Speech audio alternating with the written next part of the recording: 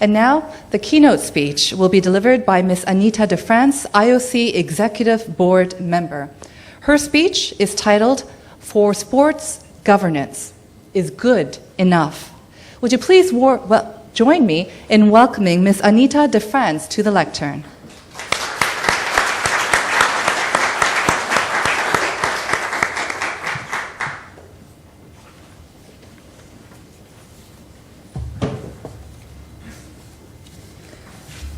Thank you very much for inviting me here. If I may express my condolences as well to the people of Korea for the tremendous loss you've suffered with the tragedy of the ferry boat, where the whole world is sorry for what happened. But I thank you for the opportunity to share my views with you today. I know that everyone is interested in having good governance in sport. Being good at anything is a laudable goal. But what do we mean when we say we need good governance in sport? In the world of sport, we often speak of extraordinary results and performances. We speak of athletes being in the zone of excellence as they do things otherwise thought to be impossible. In fact, most people have experienced that otherworldly feeling in sport when everything has gone exquisitely. I remember very clearly one such moment when I was playing basketball for my alma mater, Connecticut College. Not the University of Connecticut, but a small liberal arts college, Connecticut College. It was my senior year and nearly my final game in the sport. And I remember taking down a rebound and without looking, passing the ball to my teammate who was almost at the half court, and she then managed to make a basket with my pass. She took the pass, and it was just wonderful. I think it took me longer to explain to you this moment than the moment took. And both she and I were amazed because it seemed so effortless. It seemed as though we had done this thing perfectly 10,000 times.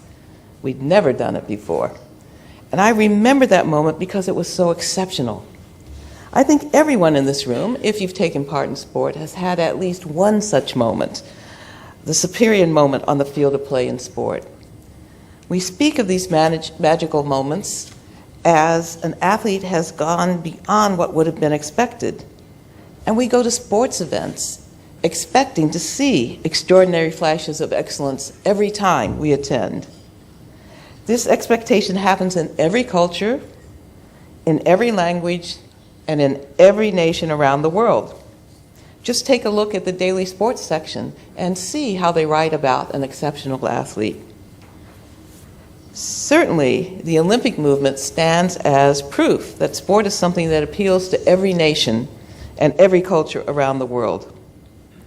The number of people who watched the Olympic Winter Games in Sochi broke records, as people are now watching the games not only on television, but also on telephones, laptops, and nearly any device that has a viewing screen.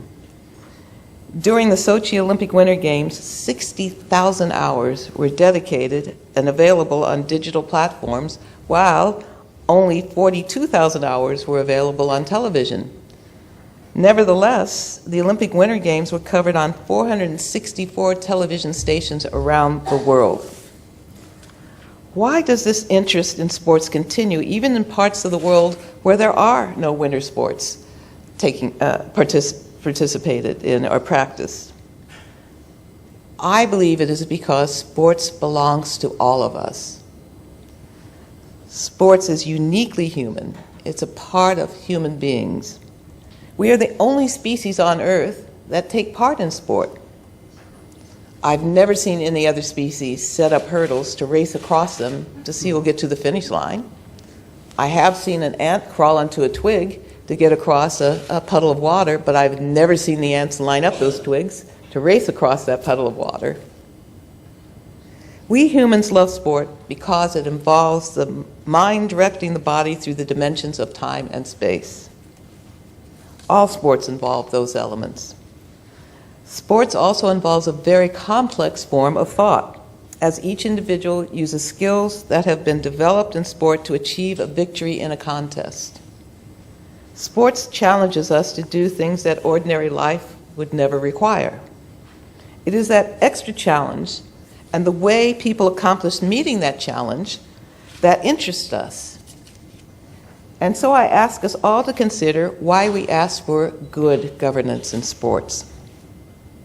If sport is centered on challenges that seem to require that we do more than before, that we rise to a challenge that we've decided to accept, why should we be satisfied with merely good governance in sport? Why should the standard be good and not great? The nature of sports is to go on beyond what is normal.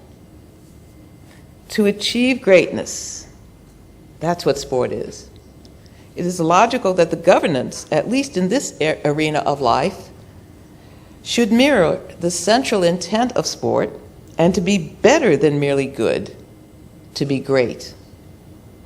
In the area of governance, what would it take to provide good governance? Most experts seem to agree that good governance includes at least the following 7 elements. Good governance must be accountable. If decisions are made, those making the decisions must accept responsibility. Good governance must be transparent. It should be easy to follow why a decision was made. What was the set of facts used to make that decision? Good governance must follow the rule of law, meaning that the laws of the land are recognized as binding. Good governance must be responsive, meaning that the needs of the community are addressed. Good governance must be equitable and inclusive, meaning that all groups, especially the least powerful, should have opportunities to participate in the decision-making process. Good governance must be effective and efficient, meaning that it makes the best use of the available resources, including people and time. And finally, good governance must be participatory, meaning that the community has an opportunity to take part in the decision-making process.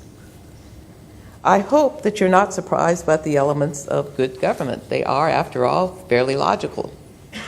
Certainly, if all 7 are adhered to carefully, governance will be considered good. But in the area of governance, how do we get from good to great and onward to excellent governance? We know that in the practice of sport, to become better, one focuses on building skills that are important in a sport. With more practice and the challenge of competition, skills increase and one becomes better and more confident in the sport.